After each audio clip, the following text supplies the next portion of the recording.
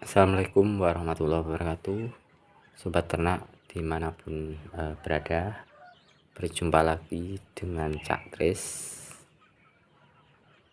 Bismillahirrahmanirrahim. Alhamdulillah, semoga keberkahan dan kesuksesan selalu menyertai kita dalam suatu usaha, yang terutama usaha ternak ayam kampung rumahan. Yang kita tahu di masa sekarang ini bisa dikatakan masa atau suatu zaman yang serba sulit, teman-teman. Sulitnya kita mencari lapangan pekerjaan, mencari pekerjaan, banyak pengangguran, sulitnya mencari rezeki untuk mencukupi kebutuhan setiap hari. Karena keadaan itu menuntut kita untuk bisa berjiwa mandiri, belajar membuka usaha sendiri, dan usaha yang paling gampang dilakukan yaitu ternak ayam kampung, teman-teman. Ternak ayam kampung rumahan, karena bisa dilakukan di rumah dengan memanfaatkan lahan di pekarangan rumah. Itu yang paling mudah, dan perawatannya pun cukup sederhana di waktu pagi dan sore hari. Dan selebihnya kita masih bisa beraktivitas, masih bisa kerja yang lain, teman-teman. Tapi yang perlu digarisbawahi, yang perlu diperhatikan, walau terlihat mudah di dalam ternak ayam kampung, di dalam perawatannya, kita harus juga memperhatikan, teman-teman, memperhatikan ayam-ayam yang kita pelihara. Karena di dalam ternak ayam kita akan menginginkan ternak ayam kampung kita itu cepat besar, cepat panen, dan cepat dipasarkan, sehingga pemutaran biaya uang yang kita peroleh, uang kita cepat kembali, kita mendapat laba, dan uang itu bisa diputar untuk mengembangkan usaha ternak ayam kita itu sendiri. Maka itu wajib perlu diperhatikan. Oleh karena itu, di sini Cak Tris mau berbagi pengalaman, teman-teman. Mau berbagi pengalaman pribadi, cara Cak Tris ternak ayam kampung rumahan agar cepat panen. Poin yang pertama adalah tempat ternak ayam kampung, teman-teman. Teman-teman bisa memanfaatkan lahan-lahan di sekitar rumah, di pekarangan rumah yang tidak terpakai, atau lahan kosong, teman-teman, untuk kandang ayam, terutama ayam kampung, dan diberi pagar pembatas yang berfungsi membatasi ayam-ayam kita yang kita pelihara agar tidak berkeliaran ke sana ke sini, yang nantinya dapat memicu atau merugikan lingkungan, teman-teman, atau tetangga-tetangga kita. Buat pagar dengan bahan seadanya, teman-teman. Mungkin jaring ayakan yang harganya lebih murah dan dapat kita pasang sendiri, sehingga bisa menekan biaya operasional di dalam pembuatan kandang ayam itu sendiri. Tetapi di dalam pembuatan kandang ayam kampung sistem umbaran, teman-teman harus memperhatikan hal-hal berikut ini agar nantinya ayam kampung yang kita pelihara itu tetap sehat, teman-teman, tidak rentan sakit, sehingga tidak mengganggu di dalam pertumbuhan ayam kampung itu sendiri. Hal-hal tersebut antara lain, yang pertama, usahakan sinar matahari bisa masuk ke dalam kandang, teman-teman, sehingga bisa menekan tingkat kelembapan dari kandang ayam itu sendiri. Dan kita tahu bahwa sinar matahari itu mengandung vitamin D di waktu pagi hari, teman-teman. Itu berfungsi pembentukan tulang ayam yang nanti kita pelihara itu agar ideal, teman-teman. Yang kedua, sirkulasi udara teman-teman. Di dalam kandang harus sirkulasi udaranya itu harus bagus teman-teman. Itu berfungsi seumpama nanti di kandang ayam kita sudah mulai bau amoniak, secara otomatis kalau sirkulasi udaranya itu bagus,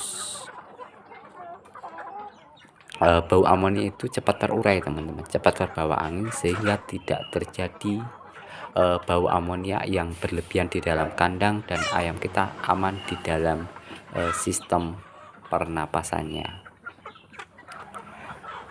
Yang ketiga, selama aktivitas ternak ayam kampung itu berjalan teman-teman, secara otomatis kan ayam kampung itu makan di situ, buang kotorannya pun di situ teman-teman. Makanya di sini kita harus rutinitas membersihkan kandang kita teman-teman. Rutinitas kandang kita bersihkan, kita semprot mungkin dengan baikin, itu bisa kita campur dengan air, itu berfungsi untuk menetralisir kandang jika terjadi virus yang ada di dalam kandang itu sendiri. Mungkin teman-teman juga bisa memakai bahan-bahan yang lain, mungkin kapur gamping atau dengan abu kayu bakar, itu juga bisa, tapi itu harus dicampur menjadi satu teman, ditaburkan ke dalam kandang. Itu berfungsi untuk mencegah dari virus-virus yang masuk yang nantinya membahayakan ayam kita. Kalau itu kandang itu kita jaga dengan perawatan yang tepat, insya Allah ayam kita aman di dalamnya, tetap sehat. Yang keempat, beri racikan-racikan tanaman herbal seperti jahe, kunyit, kencur secara berkala teman-teman. Itu berfungsi untuk menjaga imun ayam agar kuat, kebal terhadap penyakit, sehingga tidak gampang atau rentan sakit teman-teman. Racikan-racikan tanaman herbal itu bisa kita campur air minum atau langsung dikasihkan ke dalam campuran pakan ayam yang kita berikan. Yang kelima, tempat itu harus kita usahakan teduh, ada tempat berteduh teman-teman.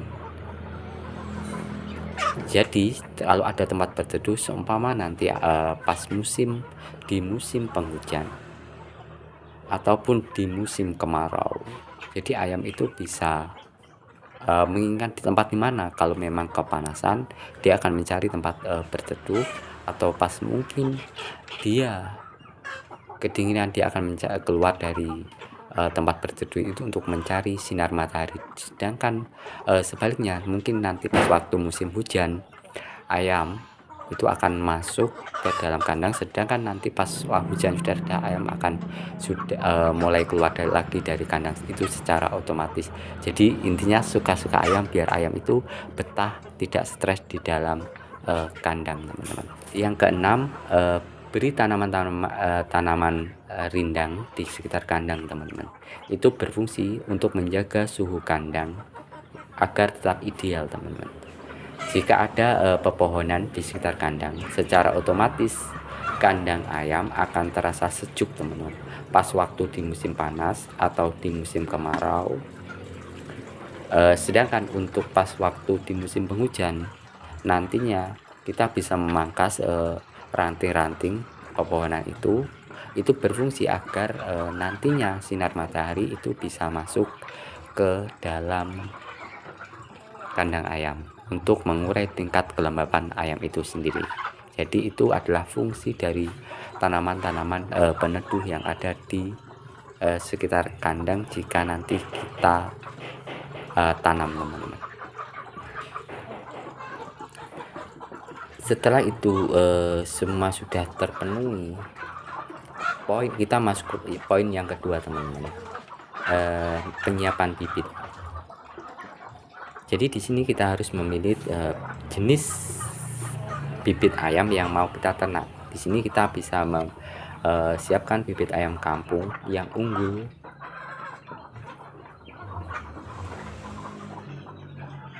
Kita tahu bahwa ayam kampung asli ayamnya kecil dan pertumbuhannya pun melambat teman-teman.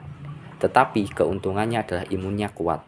Agar mendapatkan bibit unggul, ayam-ayam kampung yang kita pelihara ini nantinya kita silangkan dengan ayam yang mempunyai tulangan besar teman-teman, sehingga mendapatkan bibit atau generasi yang tulangannya besar juga nantinya. Di sini teman-teman bisa menyilangkan nanti ayam-ayam kamu teman-teman, ayam-ayam kampung teman-teman dengan ayam Bangkok, ayam pelung, dan lain-lain. Nanti teman-teman bisa mencari, intinya ya ayam-ayam yang punya struktur tulangan yang besar teman-teman, itu wajib diperhatikan.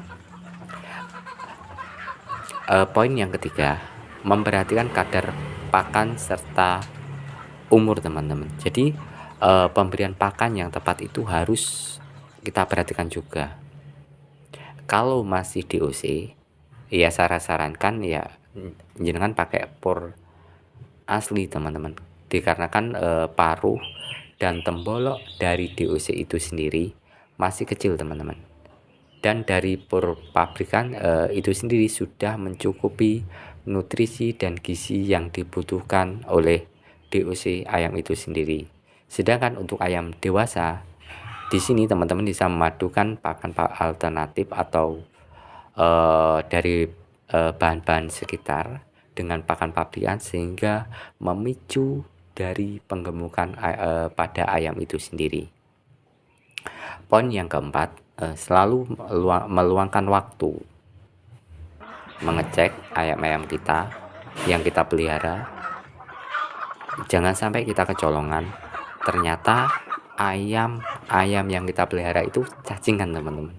Sebagus apapun pakannya, jika ayam cacingan, percuma teman-teman kita mengasih pakan yang bagus, karena pakan-pakan yang dimakan oleh ayam yang kita pelihara secara otomatis yang masuk ke dalam perut ayam itu tidak diserap oleh ayam, nutrisinya tidak diserap oleh ayam, melainkan diserap oleh cacing-cacing yang ada di dalam tubuh ayam itu sendiri. Jadi itu wajib diperhatikan, jangan sampai ayam yang kita pelihara itu terjadi atau kecolongan terjadi cacingan. Makanya di situ diperlukan pemberian obat cacing secara berkala teman-teman. Itu secara berkala agar nantinya pakan yang kita berikan ke ayam itu tepat sasaran. Yang dimaksud tepat sasaran itu ayam dikasih pakan ayam dimakan, terus nutrisi dan gizi itu langsung diserap oleh tubuh ayam itu sendiri, sehingga tingkat atau fungsi penggemukan itu tidak terganggu oleh binatang-binatang yang ada di dalam tubuh ayam.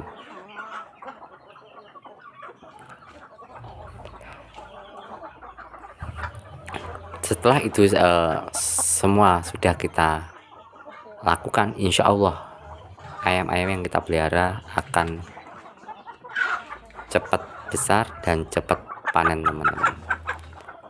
Oke sobat, semoga ini bisa membantu di dalam ternak ayam, terutama ternak ayam kampung rumahan, agar cepat panen teman-teman.